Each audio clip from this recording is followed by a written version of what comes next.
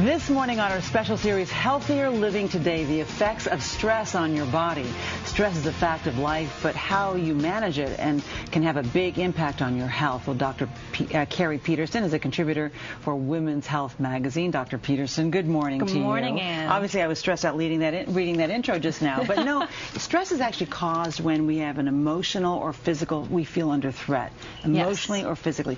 We all sort of know that, but what happens actually to our bodies that could actually be damaging for us? What happens when you're stressed is your body releases two sets of chemicals. It releases adrenaline, and that causes the classic fight or flight response that we've heard of. It causes your blood pressure to go up, your heart rate to go up. So it essentially gets your blood flowing, makes you more alert, makes your muscles primed for action. And it also causes the release of cortisol. That causes our blood sugars to go up, and that gives us fuel for energy. And these are very effective for the short term because they increase our productivity. But over time, it can be harmful for us. Harmful, in fact, for the country, because according to some statistics our researchers dug up, stress has cost the American industry more than $300 billion a year. Some 75 to 90% of all doctors' visits are for stress-related ailments and complaints. So this is a big deal. And how we handle stress is affected by a number of factors. Yes, it certainly is. Well, first off, you know, whether you have... when you want to tolerate stress, you've got to really take care of yourself, and that is going to allow you to tolerate stress better.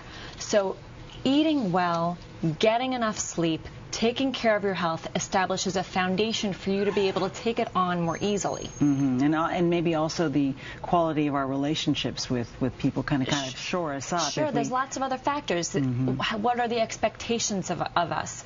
What sort of demands do we put on ourselves? Are we overwhelmed at work? Do we have good support systems? Do we have good relationships with people in our lives?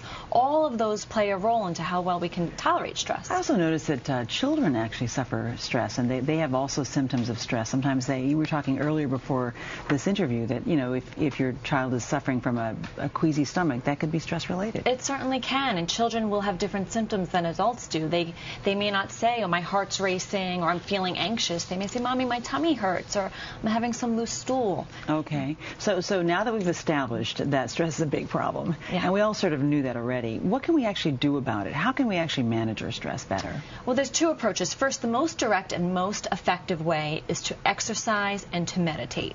Exercise is going to reduce those stress hormones that we just talked about. So it's going to lower your blood pressure, lower your heart rate, sort of decrease all the damage that stress does. And also meditation will do the same thing, lowers your heart rate, lowers your blood pressure, and is very effective for stress management. Those are two proactive things that you can do. And we're talking about just a walk would be a good idea, for example, rather than have the coffee break, go out for a walk? Yeah, there's so many things you can do just in your everyday life. Little things like, first, set limits. Don't overschedule yourself. Learn to say no if your schedule is just too overwhelming, especially on the weekends. Weekends are for relaxing. And during the work week, during your coffee break, take a walk, get outside, get some fresh air. On your lunch break, don't talk about work with your colleagues. Clear your head. Other things like avoiding things that are going to make you more sensitive to stress, like drugs and alcohol and smoking. Those actually will impact your stress. And establish a good social support system. You know, we're so busy that it's hard to maintain friendships. But it's so important to have friends that you can talk to about your problems, because then you're able to handle stress a lot better. All right. And if you don't know how to meditate, if that's something you want to think about, just breathe deeply. That's usually the best first step. That is a great first step, Ann. Dr. Keri Peterson, thank you so much. Thanks, Ann. This morning. And coming up next, the latest and greatest bags for $50.